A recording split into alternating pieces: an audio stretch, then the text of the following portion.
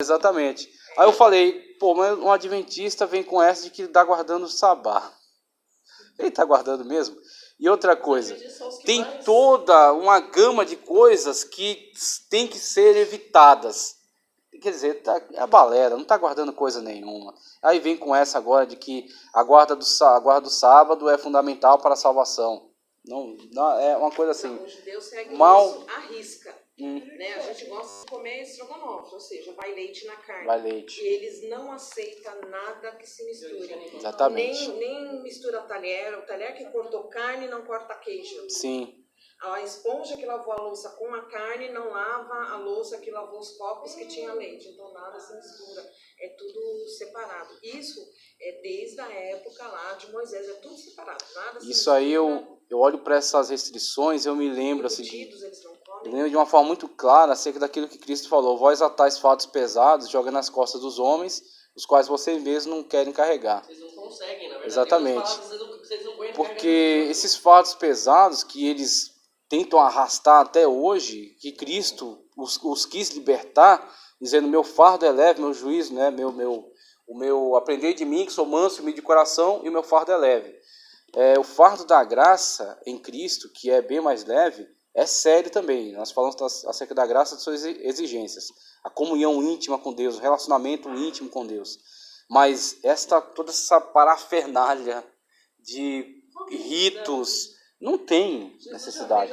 É que a Exatamente. preocupação deles é que o Cristo ainda não nasceu. Eles não querem estão ainda violar nessa... a tradição da época de Moisés, segundo o que Deus falou para Moisés. Então eles não querem violar isso, porque eles estão aguardando o Cristo. Que na verdade... Mas a preocupação desde deles... que Cristo venha a reinar sobre ouro. Não, tem que ser uma criança que nasça num lar rico, porque filho Verdade. de Deus tem que ser rico, não é pobre. É toda essa Não mentalidade. isso. Exatamente. E eles estão tão preocupados em manter a tradição e esquecendo o principal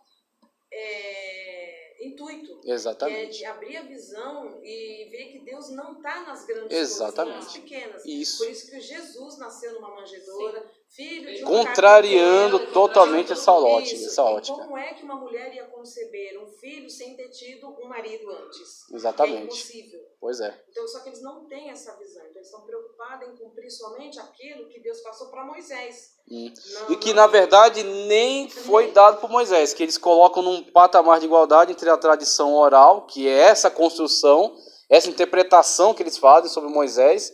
Então, aquilo que os fariseus falavam muito, que é construir um muro em torno da Torá. Eis o muro. Essa parafernália de coisas, de restrições que Cristo disse. Vós, né, que dizeis não pode tirar, não pode curar no sábado. Mas quem de vocês que não tira uma ovelha que caiu num buraco? Então fala, cadê a hora de vocês cumprirem aquilo que vocês mesmos determinaram?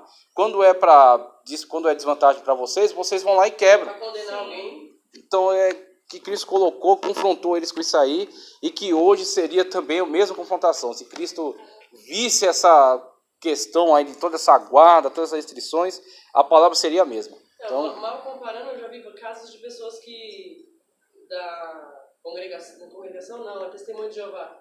A menina estava grávida lá, passando mal, teve um... Transfusão de sangue, né? Exatamente. Transfusão de sangue. Isso é um absurdo. Ainda bem que o judiciário já emitiu aí uma circular, né? Que o médico pode se valer dela para... Exatamente. Porque é a vida. É a vida. A ordem da medicina. Exatamente.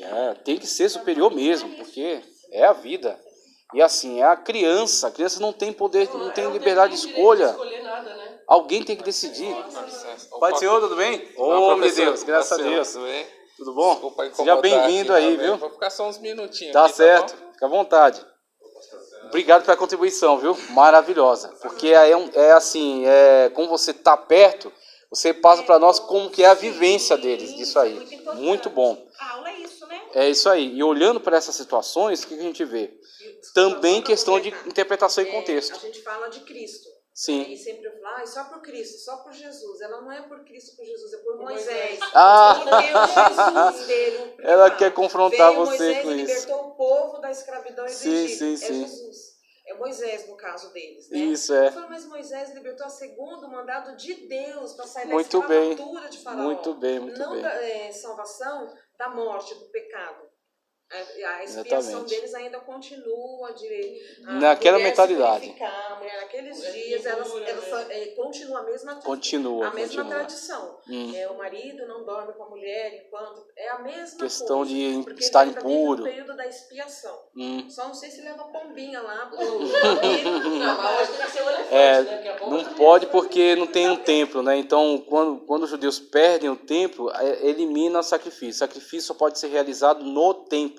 Então, por isso que eles têm essa ansiedade pela reconstrução do templo. A sinagoga é só um lugar de oração lá em Israel. Não pode ter um templo em nenhum outro lugar. Tem que ser lá em Israel, naquele lugar. Parece que foi emitido ontem estabelecido que Jerusalém será mesmo a casa de Israel. Olha só, está afirmando cada vez mais isso aí. Não mais da Síria.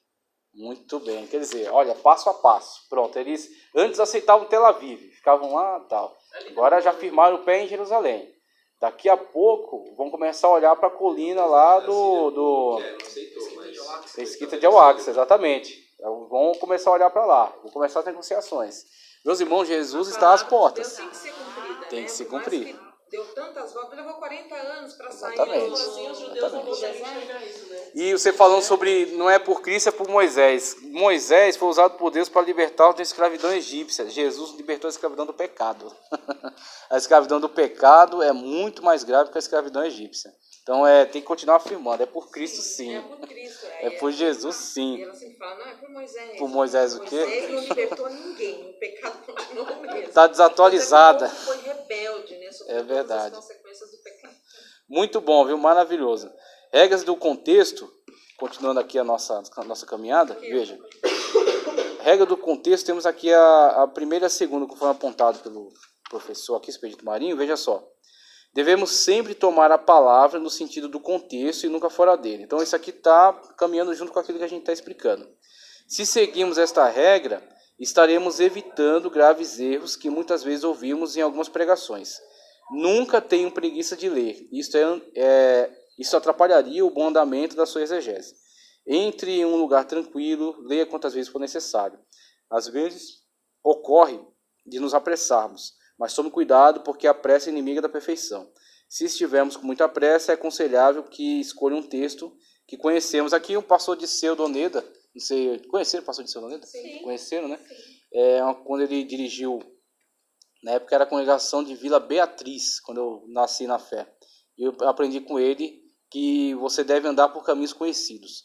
Então, se você ampliou seu conhecimento, você está firme em escatologia, já tem habilidade, você pode entrar, discutir os temas, trazer uma pregação em cima, fazer um estudo, mas desde que você esteja seguro.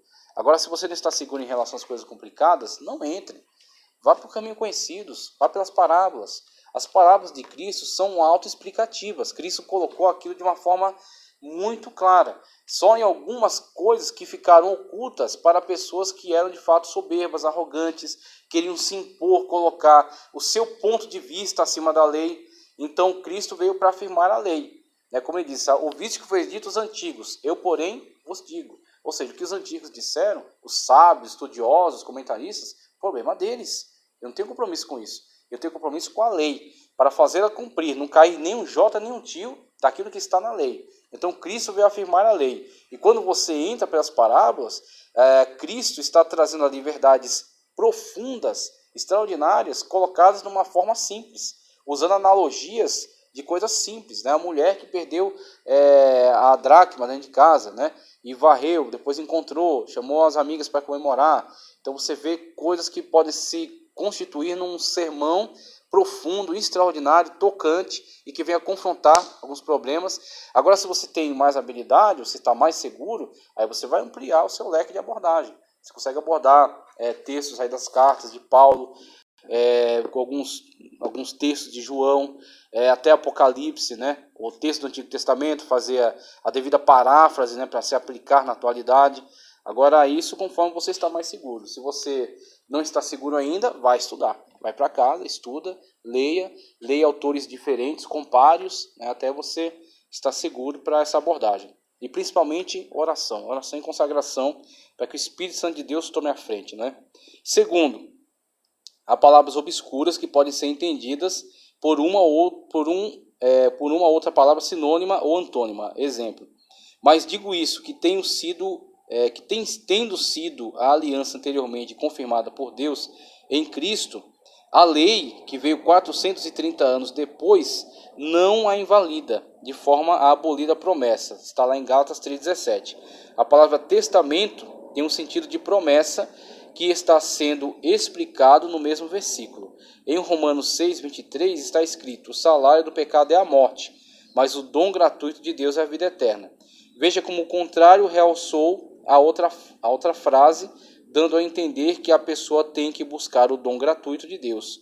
Esses dois exemplos têm o seu contexto imediato. E é maravilhoso que Paulo mesmo sabia da complexidade daquilo que ele estava falando em relação à graça, a graça de Cristo, e como Paulo pagou caro pelo ensino acerca da graça de Cristo. Como ele mesmo denuncia, fala que alguns acusando, a Paulo, tentando destruir o discurso dele, fala: pequemos mais para que mais graça nos advenha.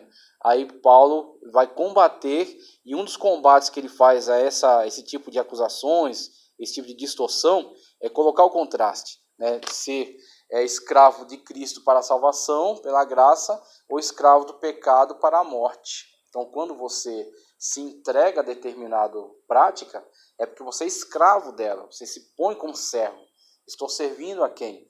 Estou servindo a Cristo para a salvação, pela graça de Cristo, ou servindo ao pecado, entregando meus membros para serem veículos do pecado, que ele mesmo depois aconselha: não emprestei vossos membros a veículos da concupiscência, então não deixar com que o pecado domine, tome conta, Ser tentado não é pecado, o pecado é ceder.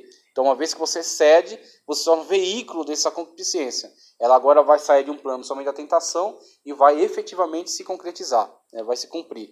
Aí seu corpo torna-se veículo de pecado. Você é servo do pecado, você é escravo do pecado, e o salário do pecado é a morte. Então temos um grande contraste entre pecado, morte, condenação, graça, Cristo, salvação. Esse grande contraste aponta, deixando de uma forma muito clara. Então não há... Paulo está tentando eliminar as dúvidas em relação à sua fala, através do contraste. Então, com isso, ele deixa muito claro acerca do que ele está falando, acerca da graça e da salvação.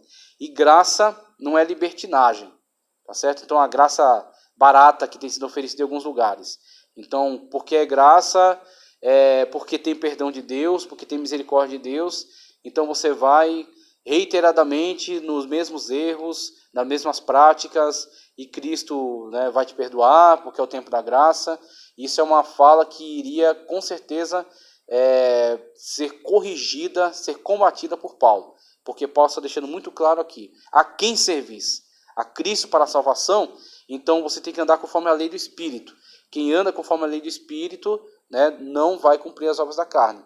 Então Paulo está dizendo: não tem um meio termo, não tem um caminho do meio. Ou você é servo de Cristo para a salvação e anda conforme a lei do Espírito, ou se você está nessas práticas, você é escravo do pecado para a morte.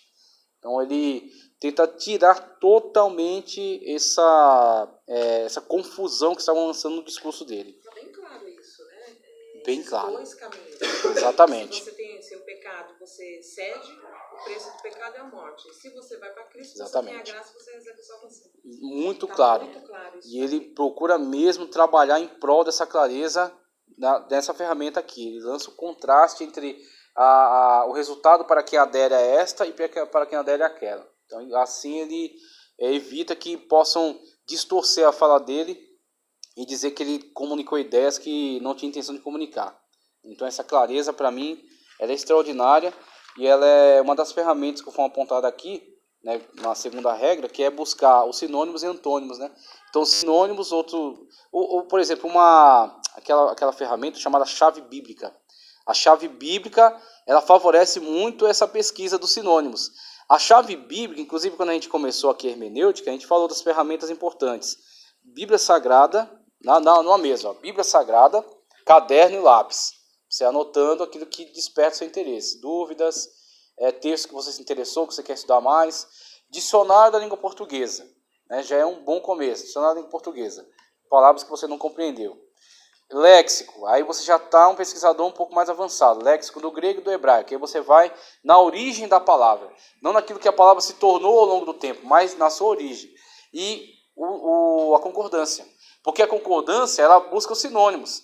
Olha, esse versículo, você pode ler juntamente com aquele, estão falando do mesmo assunto. Fica até no rodapézinho da Bíblia. No rodapé. A Bíblia, geralmente as Bíblias trazem esse recurso já. Eu falei, por quê? Um dia eu fui curiar, eu falei, mas por quê? Foi buscar lá, não é? Fui buscar, eu acabei aprendendo Muito isso, porque bom. li o versículo e aí tem aquelas referências no próprio Sim, versículo. sim, tem. Eu falei, mas por que tem esses A letrinha em cima, e o número? você desce teu o número. Fui lá embaixo, fui aprendendo. Sim. Isso. Muito bom, muito bom. Você vê, por exemplo, lá em Isaías, como fala acerca do Messias, a virgem conceberá e dará à luz um filho. Aí ele traz a referência que joga lá para Mateus. Aí você vê o nascimento. Aí é maravilhoso, você vê a profecia e o cumprimento dela. Então é uma ferramenta, e assim, ela supera um comentário bíblico. Por quê? O comentário bíblico, você está começando a embarcar na visão daquele comentarista ou daquela equipe. Então você está vinculado a ele, você está subordinado a ele. É a visão que ele está tendo da Escritura. Então você não está indo na fonte, você está indo no intermediário, né, que é o comentarista bíblico. Então o comentarista bíblico só deve ser lido depois que você leu a Bíblia, fez a leitura das chaves, né, a concordância, as concordâncias, construiu um entendimento legal sobre ela, aí você vai para o comentarista. Que aí você vai comparar o seu entendimento com o do comentarista. Às vezes ele vai te corrigir, às vezes você vai corrigir o comentarista. Tem situações em que você fala, não, esse cara está entendendo isso aqui, mas não é o que o texto está dizendo. Ele está omitindo alguma interpretação aqui, ele está acrescentando alguma coisa, ele está distorcendo alguma coisa. Às vezes você corrige o comentarista, mas quando você faz a lição de casa. Seria que nem o caso das Bíblias de hoje. Tem a Bíblia traduzida, corrigida e na linguagem de hoje. A linguagem de hoje é totalmente inverso do que está escrito na Bíblia traduzida. Eles tentam atualizar, assim, colocar uma linguagem da nossa época, mas é um perigo. É uma distorção muito grande. Porque aí não é só uma tradução, é uma interpretação. Já estão criando a Bíblia LGBT? Então. Já tem. E os grupos lançam, a Adventista tem a Bíblia deles, os TJs têm a Bíblia, né? Não, ainda acho que é menos grave, né? Porque, querendo ou não, ainda... O que o LGBT vai fazer? Ele vai omitir uns textos, né? Sim, mas ainda tá... Vai. Né? Fugiu um pouco, mas agora a Bíblia... Tem a Bíblia agora LGBT. Sim. O que Jesus disse para os homossexuais? Então, sejam Essa felizes. visão vem de Sodoma e Gomorra. Exatamente. Essa visão vem de Sodoma e Gomorra. Vem de lá. Tem de hoje. O que Deus fez para Sodoma e Gomorra? Pois é, Como o exatamente. irmão está falando, a gente vive no tempo da graça, mas nem tudo é pela graça. Você está trazendo o pecado lá do passado de milhões de anos atrás para o dia de hoje. E como estamos no tempo da graça, somos obrigados a aceitar as relações inversas, que é diferente daquilo que está escrito na Bíblia, que foi criado por Deus. Sim. E o pessoal está nessa distorção fala assim, se eu morrer, que eles mesmos falam, eu sou mais limpo que um cristão. Eu tenho um coração limpo, eu sou uma pessoa boa. Meu Mas Deus. o ato dele que é impuro, não é a pessoa em si. Sim. Né? Não é o caráter da pessoa. E toda lógica é invertida, porque é sempre a mesma lógica de dizer que Deus tem que lhe dar alguma coisa porque supostamente não é uma boa pessoa. Isso é graça? Não, Isso é favor imerecido? O pior é que Não, eles então, tem a salvação, se eu morrer agora eu vou pro céu. Eu pago minhas contas, eu não mato ninguém. Não roubo, mas não são não fazendo mal pra ninguém. Não é o seu caráter em O si. que é obrigação de todas as pessoas. Pois é. Porque o que eles também querem te obrigam a entender assim, Deus ama o pecador. Mas, Acima de todas as consequências. Deus abomina o pecado. Só que o mesmo Deus que é amor é justiça. E ele é absoluto em cada um desses aspectos. Absolutamente amoroso, absolutamente justo. Deus ama o pecador, mas ele não ama aquele que essa parte. A justiça não. Mas ele não ama aquele que continua praticando o pecado. Então, a Bíblia dele é assim. Uma vez eu vi... Esqueceu que Deus abomina o pecado. Eu vi uma construção dessa dizendo Deus é amor. Tá certo? E assim, o amor se manifesta de diversas formas. Sim, e aí então, se nós estamos amando uns aos outros dessa maneira, nós estamos em Deus porque Deus é amor. Então, assim, um silogismo, uma ideia circular. Você vai deixar seu filho continuar? Aí já fala, não é pai, é padrasto, porque o ato que ele está tendo com o filho não é de um pai, é de um padrasto. Exatamente. Não é, e aí, quer dizer, você tem que encarar todos os aspectos. Não vou olhar só esse aspecto. Texto, fora de contexto, gera pretexto. Certamente gera. E assim, a distorção terrível, porque você isola uma característica só. Sim. Como se Deus fosse só amor. Exatamente, Deus é só amor. Mas esquece de completar. Deus é amor, vírgula, também é justiça. Justiça. Só que o pessoal só olha o amor. Somente, exatamente. Aí, Só a parteada do versículo. e aí quer forçar a barra em cima dessa interpretação para tudo ser admitido, porque tudo é simplesmente diversas formas de amor. Então é um grande Deus risco. é amor, ele é obrigado a aceitar o que eu faço e acabou. Tá bom, vai esperando. Oh, A terceira que ele aponta aqui, ó. Certas palavras que para nós seria exagero falarmos, pois estaríamos nos julgando, devem ser analisadas pelo contexto. Exemplo, Salmos 7, 8. Davi só fala da sua justiça e integridade em oposição às calúnias de Cusi, que está bem grafado no contexto. E aí, o que ele aconselha aqui? É que ao você ler o texto, não tenha preconceitos, porque muitas das vezes a gente lê e a nossa visão, nossa ótica exatamente, determinado autor, determinada fala desse autor pode nos parecer um tanto prepotente, um tanto arrogante, um tanto exagerada, só que ele está nos induzindo a buscar saber, a investigar, fazer um trabalho de investigador. O porquê dessa fala, por que o autor foi impulsionado a ter, a se manifestar dessa forma. E aí, olhando melhor para o contexto histórico de Davi e olhando para essas situações que o cercavam, você vai entender por que ele se posiciona dessa forma, dessa maneira. E aí entra até a discussão que a gente está tendo aqui sobre a questão de Deus ser amor, mas Deus também ser justiça. Quando você olha para todos esses aspectos, você vê as exigências para a santificação, você sabe que em muitas situações a sua manifestação não vai poder ser de aceitação.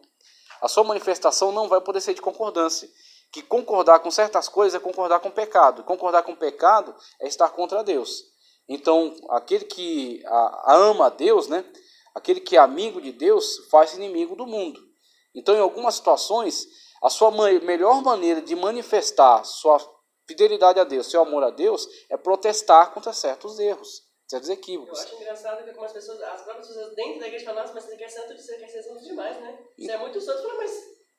Se o Senhor mandou ser de santos como eu sou santo, eu não consigo ser santo como Deus. Exatamente. Eu nunca vou conseguir assim ser tão puro, tão santo, tão maravilhoso como o meu próprio Deus. Então eu estou tentando ser um pouco. Agora o que acontece? Às vezes na sua santificação você denuncia a pecaminosidade de outros. Mas o que você vai fazer? Você vai esconder o seu testemunho? Vai esconder aquele que você é para agradar o outro? Ou você vai agradar a Deus e desagradar aos demais? Então quem você prefere? É como Pedro falou para o Sinédrio, nos compete mais a obedecer a Deus do que aos homens. Então vocês não estão gostando que a gente está pregando sobre Jesus? Paciência, a gente vai continuar pregando. Quem está no lugar errado é você, não sou eu. Você não está aqui para agradar. Jesus, que é o Senhor, que é perfeito, que é maravilhoso, não agradou. Então muitas pessoas, ele mesmo falou, veja João Batista, não bebia, não comia. Se disser que ele tinha demônio, que é endemoniado.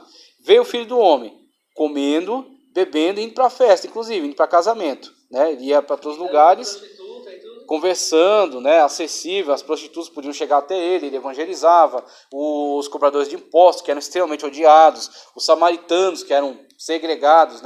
Então, veio o Filho do Homem, com esse comportamento, vocês também não recebem. Então, quer dizer, o problema não são as pessoas que estão sendo enviadas, o problema são eles mesmos.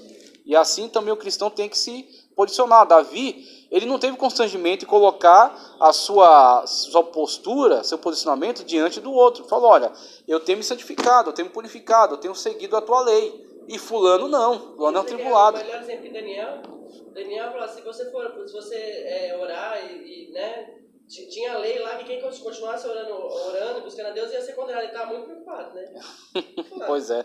Continuou, porque essa lei é iníqua. O que era mais importante para ele? Agradar a Deus ou agradar o rei? E aí, mesmo que custasse a vida dele, ele continuaria obedecendo a Deus, acima de qualquer circunstância. Então, chega um momento que o cristão, ele não tem jeito. Por mais que ele evite, Paulo fala, buscar a santificação e a paz com todos, sem a qual ninguém verá a Deus. Agora, se possível, a paz com todos.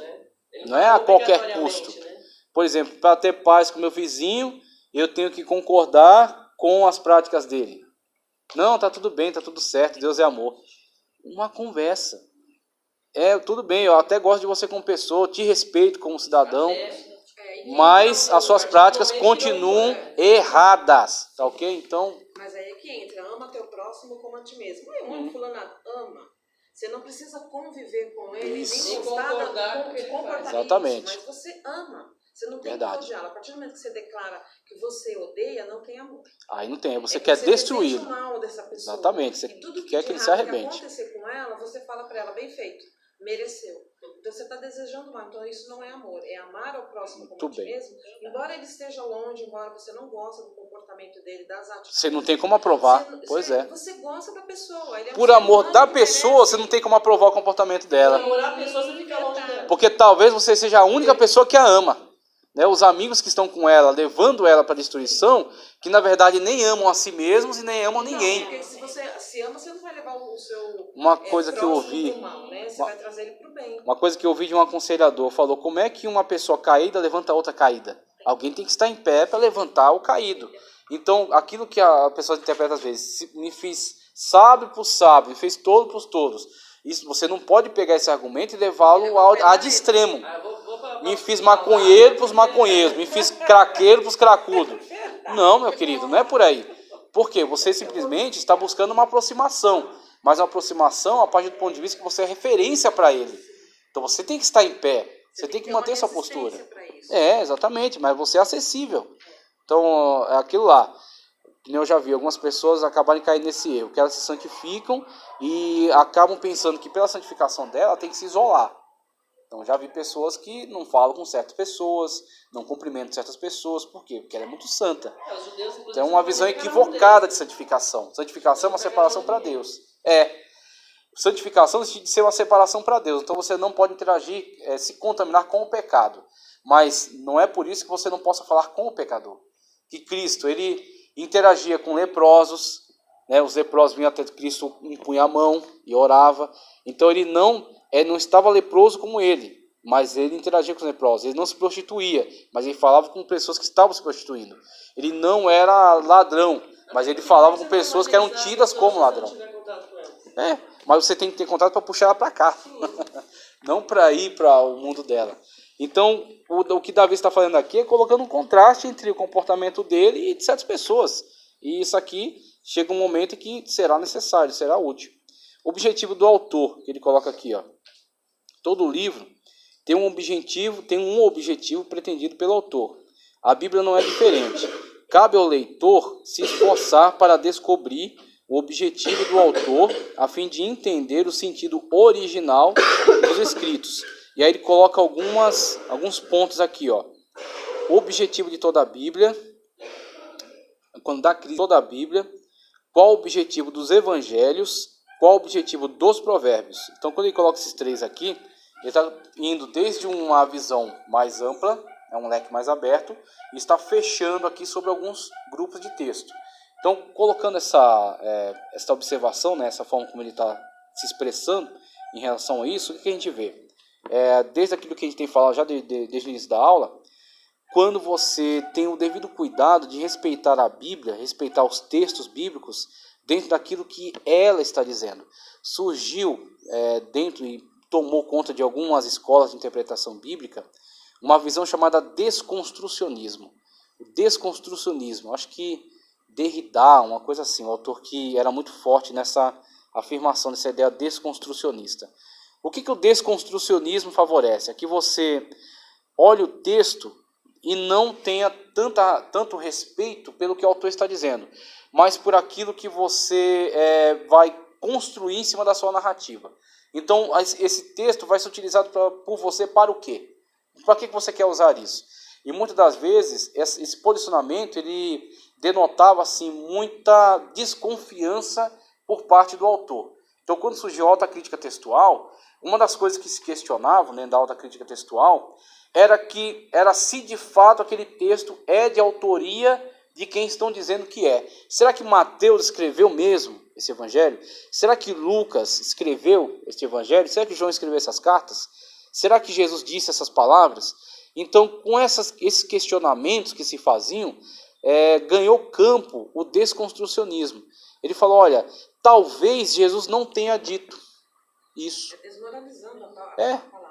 Talvez Jesus não tenha realizado esses milagres, porque milagres não existem. Eles são antissobrenaturalistas, são extremamente racionalistas. Então, entra pelaquela questão empírica. Só o que pode ser provado. Só o que pode ser provado em laboratório. Tá? Ele pode ser analisado, provado. Então, se um milagre, que é um ato sobrenatural, não pode ser provado, cientificamente falando, Não é milagre. os milagres não existem. Se os milagres não existem, na verdade, Cristo não realizou estes atos.